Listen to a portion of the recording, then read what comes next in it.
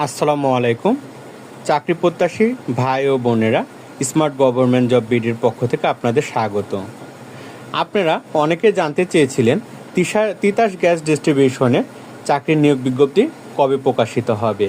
তো আপনাদের জন্য একটি দারুণ সুখবর যে তিতাস গ্যাস ডিস্ট্রিবিউশন যে নিয়োগ বিজ্ঞপ্তি সেটি কয়েকটা ক্যাটাগরিতে প্রকাশিত হয়েছে, যা এসএসসি এবং এইচএসসি মানে ইন্টার লেভেলে সকলে আবেদন করতে পারবে। তো চলুন আমরা নিয়োগ বিজ্ঞপ্তি, পদের নাম, পদ সংখ্যা, শিক্ষাগত যোগ্যতা এবং কিভাবে তিতাস গ্যাস ট্রান্সমিশনে আবেদন সম্পন্ন করতে হবে সমস্ত কিছু একে একে আলোচনা করি। তার আগে আপনাদের কাছে ছোট্ট একটি রিকোয়েস্ট, আপনারা যদি আমার চ্যানেল নতুন হয়ে থাকেন তাহলে এখনই আমার ইউটিউব চ্যানেলটি সাবস্ক্রাইব করুন এবং বেল আইকনে ক্লিক করে দিন, যেন এই ধরনের গুরুত্বপূর্ণ চাকরির নিয়োগ বিজ্ঞপ্তি সবার আগে আপনি দেখতে পান। তো প্রথমে যে পদের নাম সেটি হলো কর্নিক। এটি 16 গ্রেডের একটি জব, যার প্লে স্কেল 9,300 থেকে 22,490 টাকা পর্যন্ত, পদ সংখ্যা 28টি এবং ন্যূনতম যোগ্যতা এইচএসসি বা উচ্চ মাধ্যমিক সার্টিফিকেট, এবং বলছে যে কর্মক্ষেত্রে 1 বছরের অভিজ্ঞতা থাকতে হবে। এই কর্নিক পদে 1 বছরের অভিজ্ঞতা থাকতে হবে। পরে যেই নিয়োগ বিজ্ঞপ্তিটি প্রকাশিত হয়েছে সেখানে পদের নাম হিসাব সহকারী। এটি 13 গ্রেডের জব, যা প্লে স্কেল 11,000 থেকে 26,590 টাকা, মোট পদ সংখ্যা 49টি। এখানে ন্যূনতম যোগ্যতা বলছে এইচএসসি বাণিজ্য বিভাগ থেকে পাশ করতে হবে এবং হিসাব, অডিট, অর্থ বিষয়ে কমপক্ষে 4 বছরের অভিজ্ঞতা থাকতে হবে। বিষয়টি আপনারা ভালো করে দেখে নেবেন। পরে যে নিয়োগ বিজ্ঞপ্তি প্রকাশিত হয়েছে তা হলো পদের নাম উন্নয়নকারী।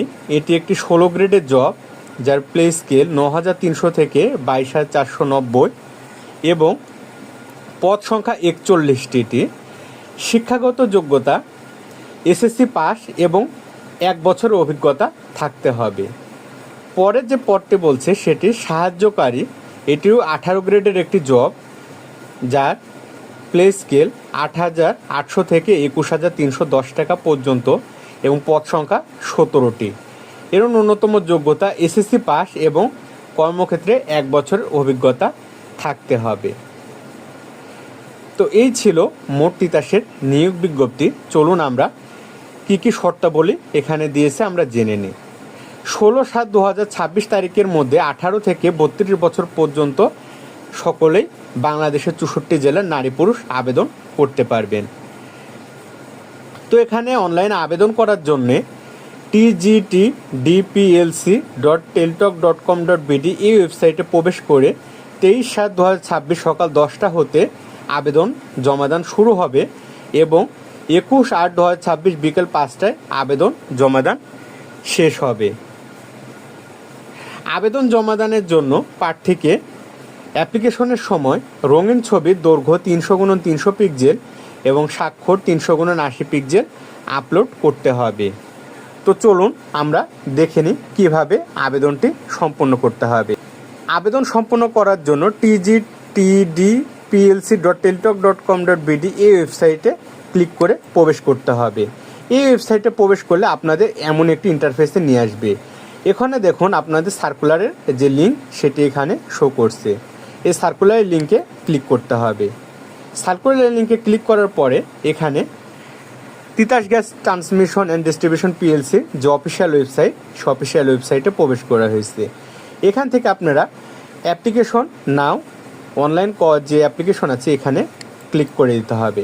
এখানে ক্লিক করে দেওয়ার পরে আপনি কোন ক্যাটাগরির সার্কুলারে আপনি অ্যাপ্লিকেশন করবেন সেই অ্যাভেলেবল ক্যাটাগরিগুলো সার্কুলার এখানে শো করছে। Circular of freelance, circular of general, circular of technical. তো এখান থেকে আপনি যে কোনো একটি সিলেক্ট করবেন। আমি সার্কুলার অফ জেনারেল আপনাদেরকে আবেদন করে দেখাচ্ছি। আপনারা আপনাদের যোগ্যতা অনুযায়ী এখান থেকে সিলেক্ট করে আবেদন সম্পূর্ণ করবেন। তো আমি সার্কুলার অফ জেনারেল সিলেক্ট করার পরে নেক্সট বাটনে ক্লিক দিলাম। নেক্সট বাটনে ক্লিক দেওয়ার পরে যে পোস্ট আছে সেটি এখান থেকে কর্নিকে ক্লিক করার পরে নেক্সট বাটনে ক্লিক দিলাম। নেক্সট বাটনে ক্লিক দেওয়ার পরে এখান থেকে নো করে আবার নেক্সট বাটনে ক্লিক দিবেন। নেক্সট বাটনে ক্লিক দেওয়ার সাথে সাথে দেখুন পোস্টের নাম দেখাচ্ছে কর্নিক, এবং এখান থেকে অ্যাপ্লিকেশন ফর্মটি আমাদের দিয়ে দিয়েছে। এখানে যতগুলা রেড চিহ্ন ঘর আছে সমস্ত ঘরগুলো পূরণ করতে হবে। একটা ঘরও যদি মিস যায় তাহলে আবেদন সম্পূর্ণ হবে না। তো কেয়ারফুলভাবে ভিডিওটি দেখবেন যেন কোনো প্রকার ভুল না হয়। তো এখানে দেখুন প্রথমে বলছে অ্যাপ্লিকেশনের নেম এখানে ইংলিশে লিখতে হবে, আবেদনকারীর নাম এখানে বাংলায় লিখতে হবে, ফাদার নেম ইংলিশে এবং পিতার নাম বাংলায় লিখতে হবে। এখানে মাতার নাম ইংলিশে এবং মাতার নাম বাংলায় লিখতে হবে। এখানে বলছে ডেট অফ বার্থ, আপনার যে সার্টিফিকেটের ডেট অফ বার্থ আছে তা এই ক্যালেন্ডারে ক্লিক করে এখান থেকে সিলেক্ট করে দিবেন।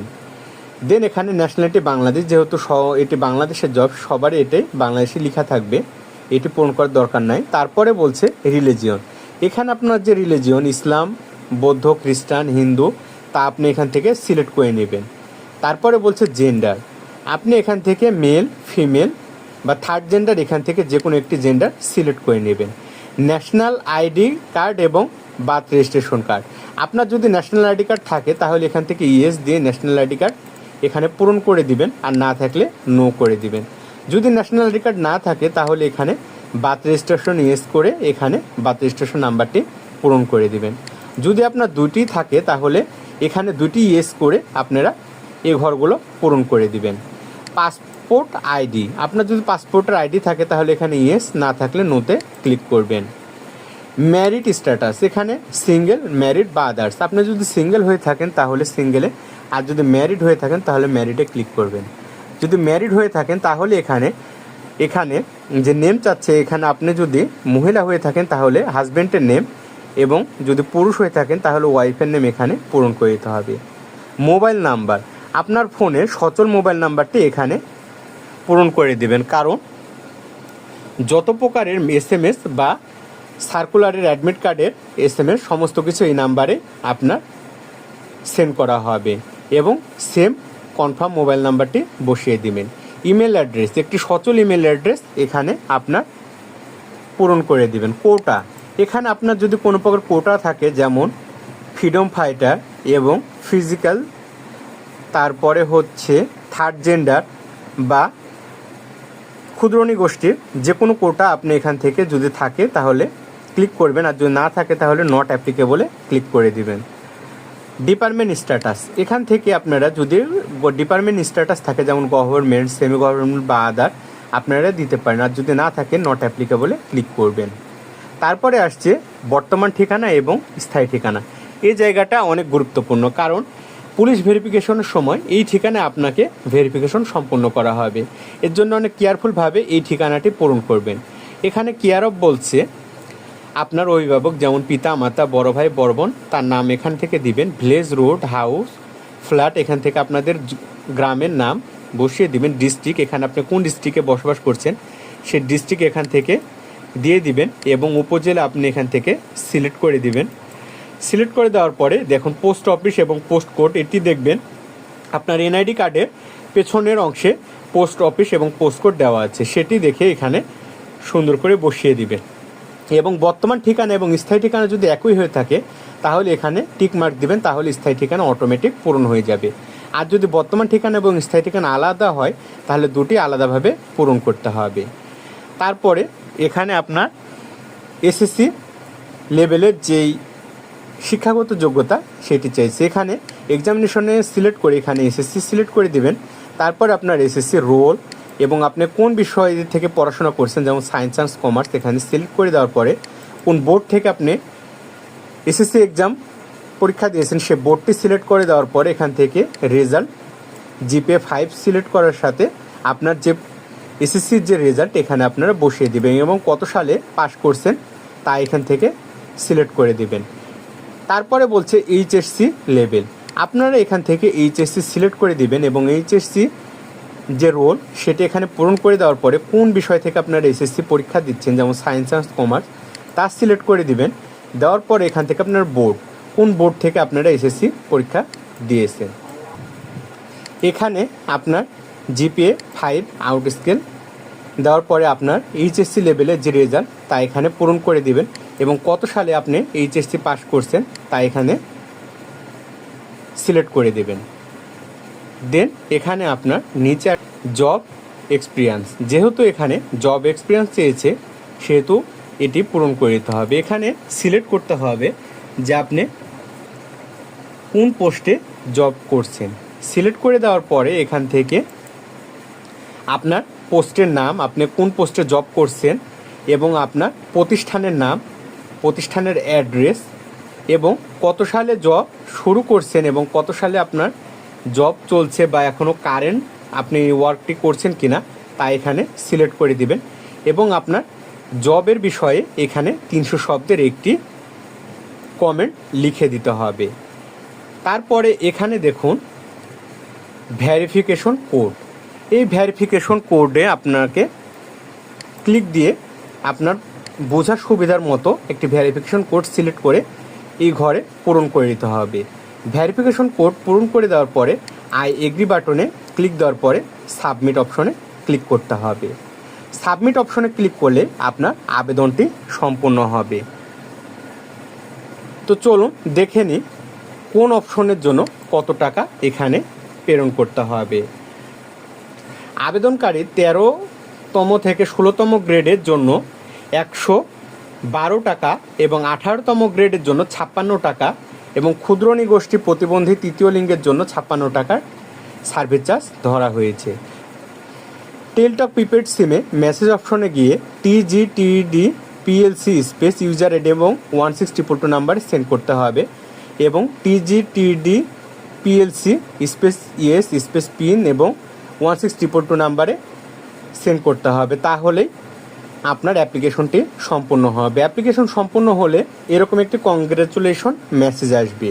আপনাদের ইউজার আইডি এবং পাসওয়ার্ড দেওয়া হবে। এই ইউজার আইডি এবং পাসওয়ার্ড দিয়ে আপনার অ্যাপ্লিকেশন কপিটি ডাউনলোড করে রাখবেন যেন ভবিষ্যতে আপনাদের অ্যাডমিট কার্ড ডাউনলোডের জন্য কোনো প্রকার সমস্যা না হয়। তো এই ছিল Titas gas transmission and distribution পিএলসির নিয়োগ বিজ্ঞপ্তি।